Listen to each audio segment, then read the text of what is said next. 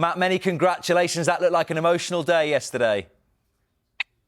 Yeah, thanks very much. It was an emotional day, difficult day, but we managed to get it across the line in the end. So yeah, it was nice. Just take me through then your feelings when you hold that birdie, the first playoff hole, and it was the end of a 6-year wait for a victory on the DP World Tour. Yeah, well, you can see here in the emotion that scream. My throat actually was gone for the next 15 minutes trying to do speeches after that. After I shouted so loud, but we did a great job. Myself and my caddy, my team, we've been preparing for this, and with the new Ryder Cup system coming around, it's really given me that buzz to get the juices flowing again, like I'm showing there, and manage to get across the line and win another tournament on the DP World Tour.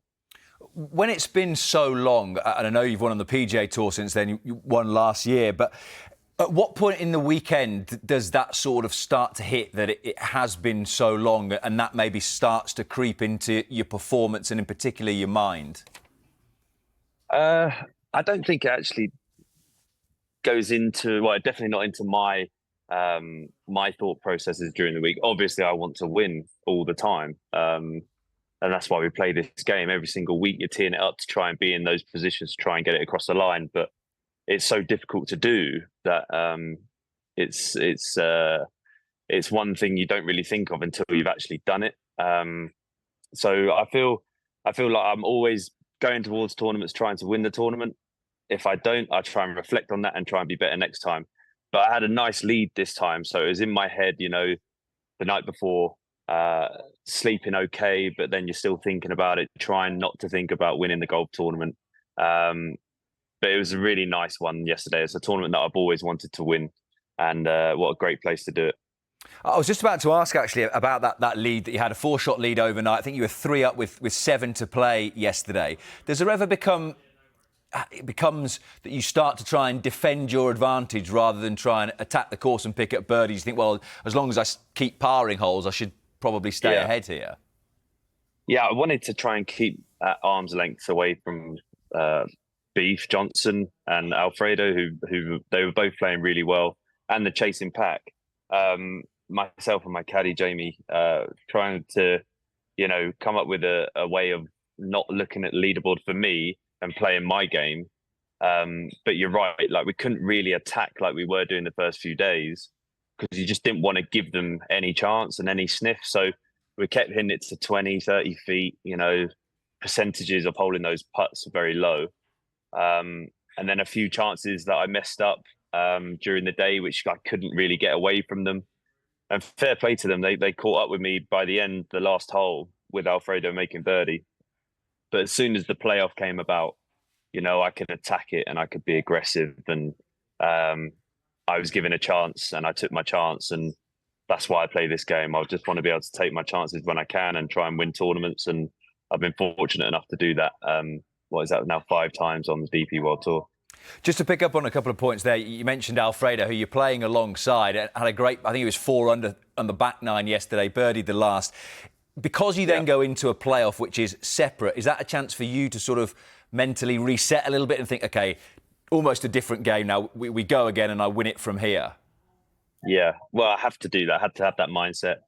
Luckily, well, I say luckily, 2 years ago, I had the same situation where I lost in a playoff there to Tristan Lawrence. And I remember back to that time where I wasn't focused. I didn't have that sort of determination that I was going to get the job done. I was actually in the position where that Alfredo was in, where I managed to get into the playoff with Tristan because he was ahead. But I didn't have that push. I didn't have that sort of focus that I had yesterday. And I was laser focused going into the 18th, and Alfredo hit it to 20 feet, and I thought, this is my chance. I'm not going to miss this chance, and hit a lovely lob wedge to 7 feet and rolled it in. So the emotions were flowing, and I just didn't want to give up that opportunity. You mentioned it was a difficult day for scoring. I think the weekend as a whole, Saturday, Sunday, both difficult given how well you started Thursday, Friday. It was foggy. Some of the camera shots we saw yesterday from Switzerland, you could barely see. Was that tough out on the golf course? Yeah, well, we actually had about a 25-minute delay on the 12th tee. we couldn't see 20 yards ahead of us, so we couldn't play. And 25 minutes in the middle of the round, you've got to get yourself going again, mentally and physically. So trying to stay really sort of patient and not overthink the situation that I was in. Just talk away with my caddy, with Beef and Alfredo. They were great to play with. True credit to them for being like very professional about the whole situation. And yeah, it was an interesting situation that I found myself in, leading a golf tournament so close to the end that we had to stop. But it's those things that are thrown up during tournaments that you have to deal with. And yeah, I mean, even Saturday, probably one of the hardest days on the golf course we've ever had. Windy. They didn't expect the wind that forecast. The greens were quicker. The pin positions were harder. I think it was one of the most over par rounds in Crum's history, in that tournament's history. So yeah, it was a difficult day and a really difficult weekend to get over, but very happy to be here and the Amiga champion.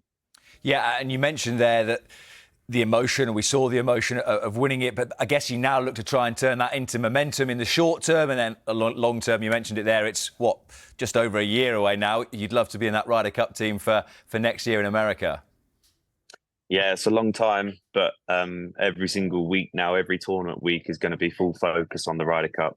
And it's a great start. It's exactly what we wanted to be able to do, but there's a long way to go. So I've seen it in the past with Ryder Cup, sort of like the qualification process, where people play well and then they tail off at the end and they might not make it. So we know what to do. My whole team are in the same sort of situation, and we'll be full focus come Wentworth in the following week. I'm not playing Ireland this week, so apologies to everyone in Ireland.